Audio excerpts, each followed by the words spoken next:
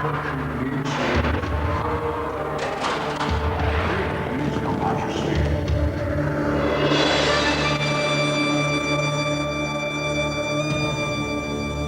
God down to the lowest angel, there is order. From men and women down to the meanest worm, there is order. The year is 1600. Queen Elizabeth of England rules a society where everyone, it seemed, knew their place. It was a message repeated week after week in churches throughout the land. 'Tis true. 'Tis very true. I have observed it. I have made a tour of this blessed realm. The results recently published under the fitting title, A Description of England by the Reverend William Harrison, 4 shillings in the finest of calf bindings. And yes, 'tis very true. For beneath her gracious majesty, and I have scarcely presumed to peep in at her gates, society lies in excellent and most perfect order. And this is very good. For take away that order, and why, what confusion will follow. No man will ride the highway unrobbed or sleep in his own house unkilled. And so let us not question God's divine plan. That there be beggars in this golden isle. The beggars be there to tip their hats to their superiors. The poorers have no land and tradesmen. And the tradesmen be there to tip their hats to their superiors, the yeoman farmers, and the yeoman farmers to tip their hats to the country gentry, and the country gentry to tip their hats to the great lords and nobles as sit second only to the Queen herself. This is society mapped out, and all within it must find their place. Typical. The church's view. But was Elizabethan society really so mapped out? One thing's for sure, everyone tipped their hats to the Queen.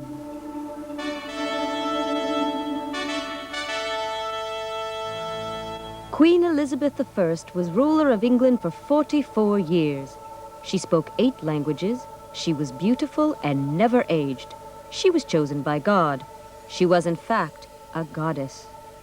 Or so her flatterers made out. What peace in her country! What plenty in her land, what trades in her cities, what wealth in her kingdom.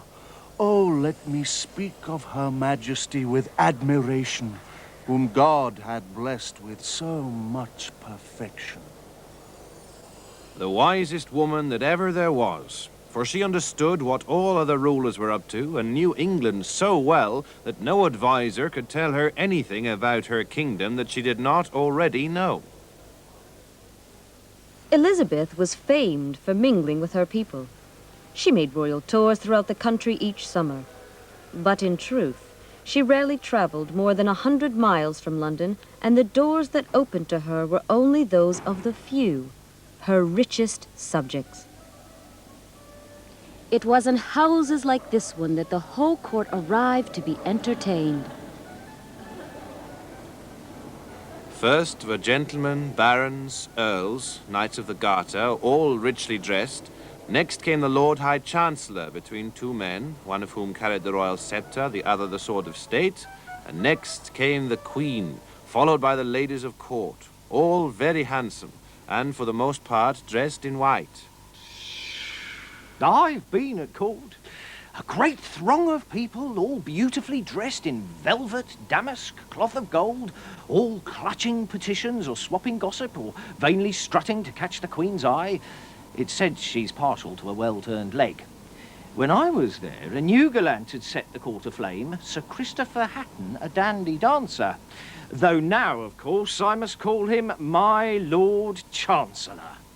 I remember the days when nobility was in the blood, but now one may buy it as if it were a yard of cloth, and very profitable it is too, for every office comes with very high returns. It's a market stall, and nobility just a game. The court flocked to the Queen because the Queen was the source of all power. But she was promoting men of humble as well as noble birth. Any pushy young man, it seemed, could become her favorite and make his fortune. With such wealth abroad, it often appears that men are become monsters. Women, on the other hand, are become men. They will not know their place. There are some rich women that would deal in power as men do. There is one, with such pretensions as I choke to speak of her. Her name is Bess of Hardwick. I would say I've done rather well. I wish my father were alive to see it. He had a few hundred acres in Derbyshire, a trifle, whereas I have wealth that, well, it makes me blush. My fourth husband, the Count of Shrewsbury, was disgustingly rich and was kind enough to die some 10 years back, leaving a fortune in my hands. He was a past master at sitting on money, but oh, he had absolutely no idea of how to spend it. Elizabeth, Countess of Shrewsbury, was determined to let everyone know she was the richest woman in England. Her initials were carved for all to see, and no expense was spared in making Hardwick Hall one of the finest houses in the country. What evidence remains of her wealth and status? We can afford these days to be playful with our buildings, let them speak our character. For these are days of peace, and we have no more need for dull, defensive, draughty castles.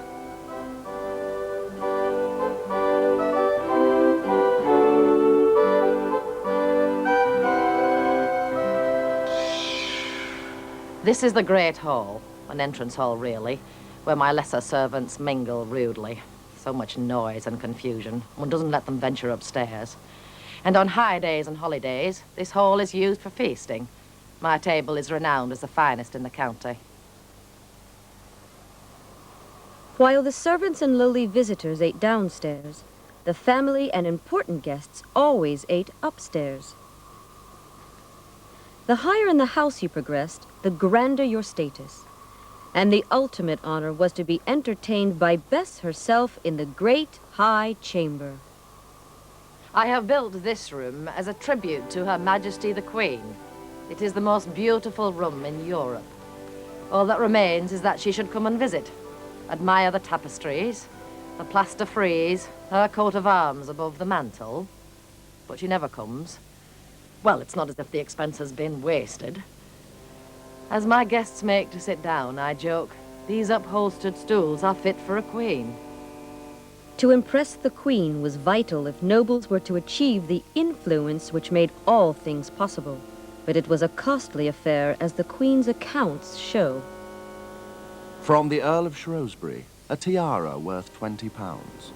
From the Earl of Ormond, part of a petticoat of pink satin. From the Countess of Lincoln, a long gold chain. From Sir Thomas Cecil, a French gown of black silk net. From the Bishop of London, in gold, £20. The Countess would continue to entertain her guests in the long gallery. They could admire her family portraits, her paintings of kings and queens, and her tapestries. On a rainy day, there was plenty of room for a stroll or a game of skittles. After supper, we come here to dance and sing in parts. To hold a tune is, of course, a sign of breeding. And if a guest will not join in, there is much muttering. When tiredness strikes, we move to my great withdrawing chamber, where we play chess or maybe cards and plot marriages twixt the young, and so to bed.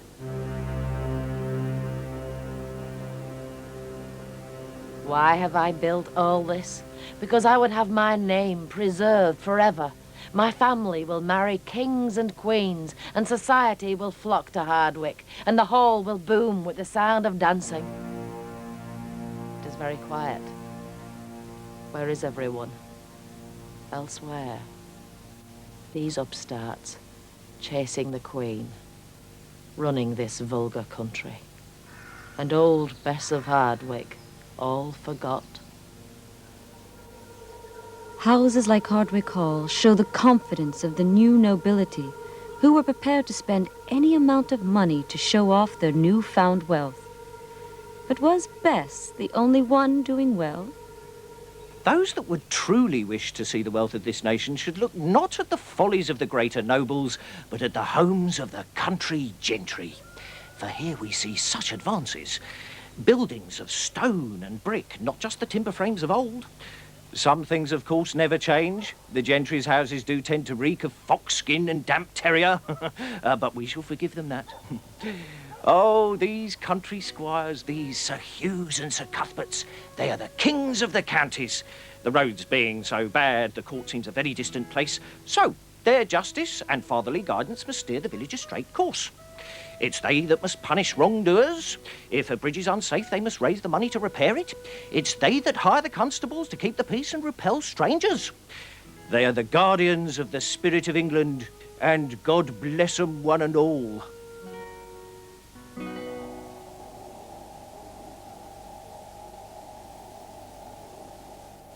In the houses of gentlemen, it's not uncommon to behold a great amount of tapestry, fine linens, costly cupboards full of silver worth £500 or £600. These far exceed the stuff of their elders, and do show the wealth of our country.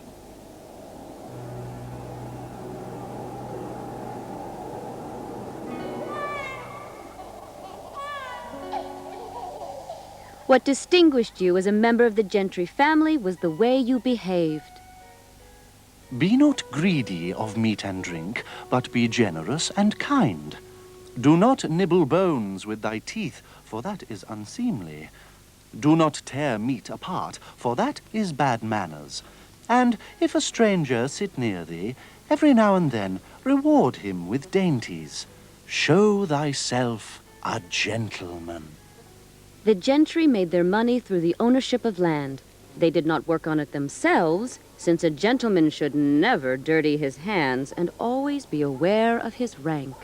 No gentleman should wear silver, satin, or red velvet, for that is what noblemen wear. Nor should a gentleman wear blue.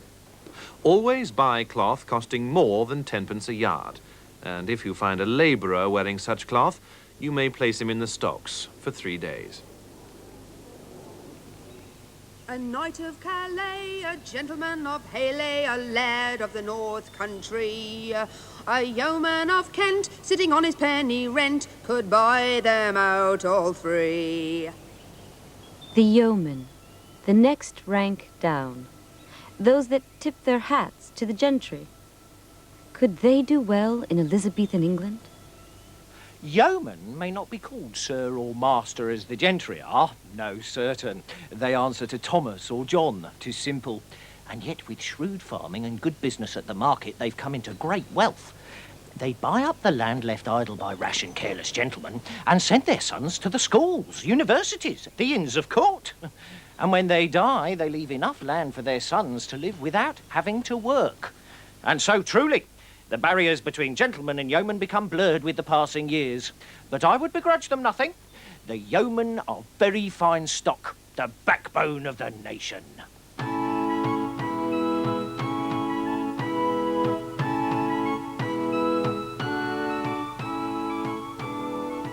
Yeomen were independent farmers who plowed their money back into the land.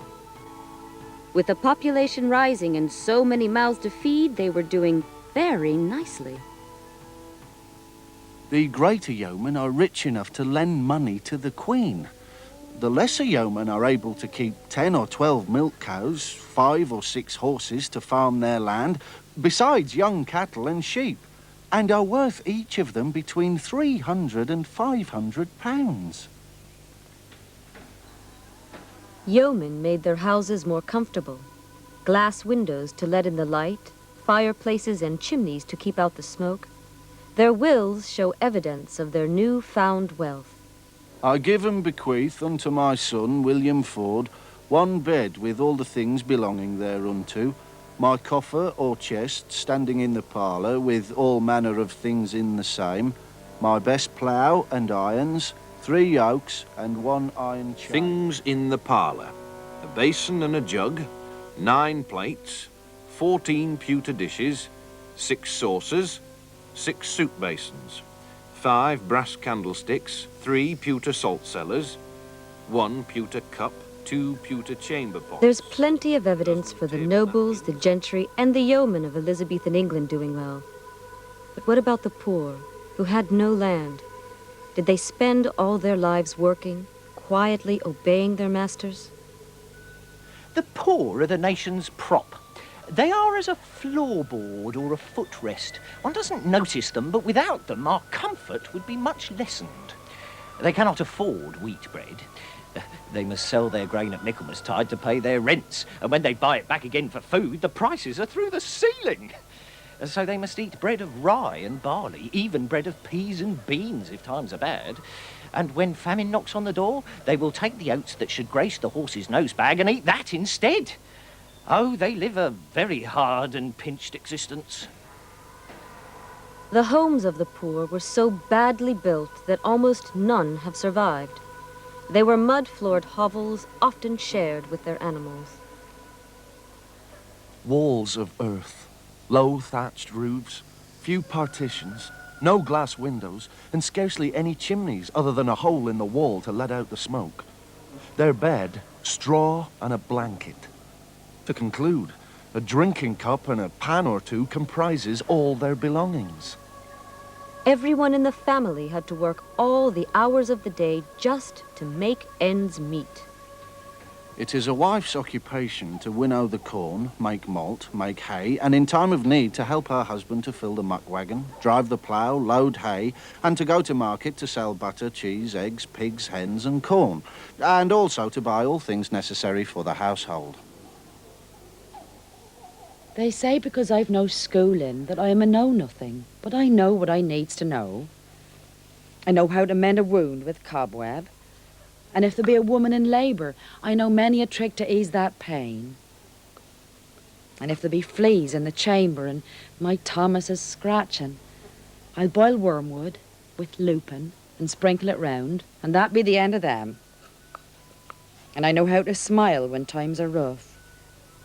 I know to stick close with my neighbours, how to trust in their help and give mine in return. And though the prices rise and there be no cause to sing, I've no reason for heavy sighing neither. So who did have reason for heavy sighing? She and those like her were not the worst off. In the last few years of Elizabeth's reign, inflation, famine, and unemployment had swelled the ranks of the poor and destitute. The streets swarm with beggars. No man can stand in any street, but at once 10 or 12 beggars come breathing in his face. It's not the poor of London that pester the city, but the poor of England. London draws to itself all soldiers who have no wars to employ them, all serving men whose masters are dead or who've been sacked for some offence or other. There are some that are poor through no fault of their own. The orphan, the aged, the blind, the lame. And it's very proper that the parish should help such people. For if they don't, they'll merely scatter abroad, beg here and there, and become a nuisance to both town and country. There are quite enough beggars as it is. 10,000 odd, I've heard, and they're rogues and tricksters, poor because they've squandered all and now would live a life of idleness. Oh, I could tell you tales of these false and very lewd fellows. How they use ratsbane and crowsfoot to bring up pitiful blisters, oozing pus, to move the hearts of passers-by. They're all thieves, sir, and the whip of justice awaits them. From God down to the lowest angel, there is order. From men and women down to the meanest worm, there is order. Elizabethan society mapped out.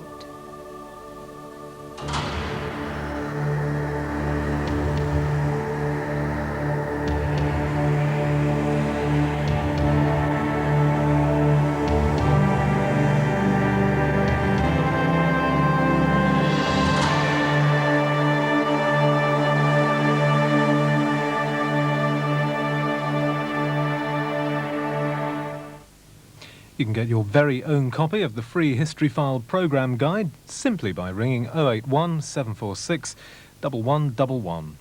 Tomorrow lunchtime, a combination of maths and... Time to transport ourselves back in time for History File.